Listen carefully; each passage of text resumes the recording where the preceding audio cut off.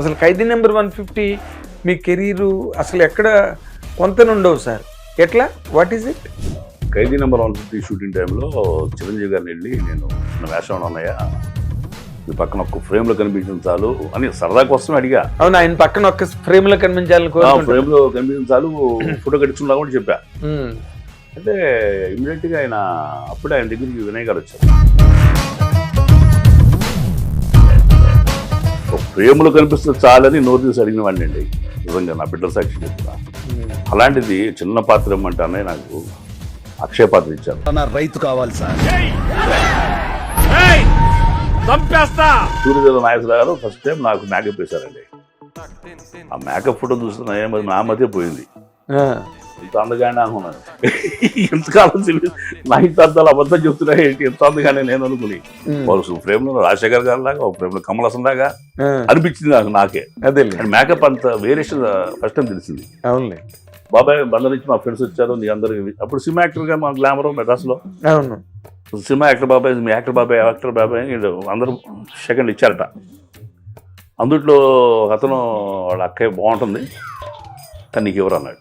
మరి ఎందుకు చెప్పడం, నాకు పెద్ద క్రాక్ అయిపోయాను, ఇగో క్లాస్ కదా. అవును అని చెప్పారు, మరి బూతులే తిట్టా. ఇగో నన్ను నాకెందుకు ఎవరు అనే ఫీలింగ్ తోటే ఎవరంటారా అని చెప్పని అహంతో చుట్టకి వెళ్ళానండి.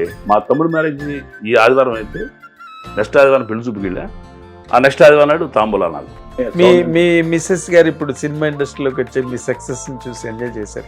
ఒక్క సినిమా చూసింది ఆవిడ. ఓకే, ఆవిడ నెక్స్ట్ ఇయర్ 1 year ఈ వచ్చింది, నెక్స్ట్ ఇయర్కి అయిపోయింది కరెక్ట్గా. April 1st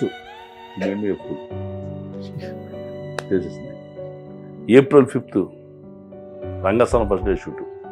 బా, ఆ నైట్ ఇంట్లో బంధువులందరూ వెళ్ళకూడదని, పులి మీద దాటి పోవద్దని, నువ్వేంట్రా అక్కడ రాజమండ్రి అవతల టేకూరు పోలవరం దగ్గర షూటింగ్, ఇన్నుడు దాటిపోతా అన్నాను. మా మేనత్త అక్కయ్య గారు నివేదించారు నాకు నా నిర్ణయానికి. నేను మొండిగా ఉన్నా, పోయిన మనిషిని తాడాను, అవకాశం వదిలిపెట్టుకోలేను. నువ్వు పిచ్చి పట్టిందిరా నీకు, సినిమా పిచ్చి పట్టింది. పెద్ద ఆడపిల్లలు, నాకు 2 ఆడపిల్లలు, తల్లి లేని పిల్లలు వదిలిపెట్టి సినిమాకి వెళ్తా అంటున్నావు నువ్వు. వానడు చూసినట్టు కదా, నువ్వు ఇంట్లో పరిస్థితి ఏంటి, మాల ఉన్న చోటకి నువ్వు మైలుతో వస్తావా అనే ప్రశ్న నన్ను వెంటాడేది. అది తిరిగి వెళ్తానని భయం వేసేది నాకు. ఎవరు చెప్పలా, లొకేషన్ కూడా ఎవరు చెప్పలా.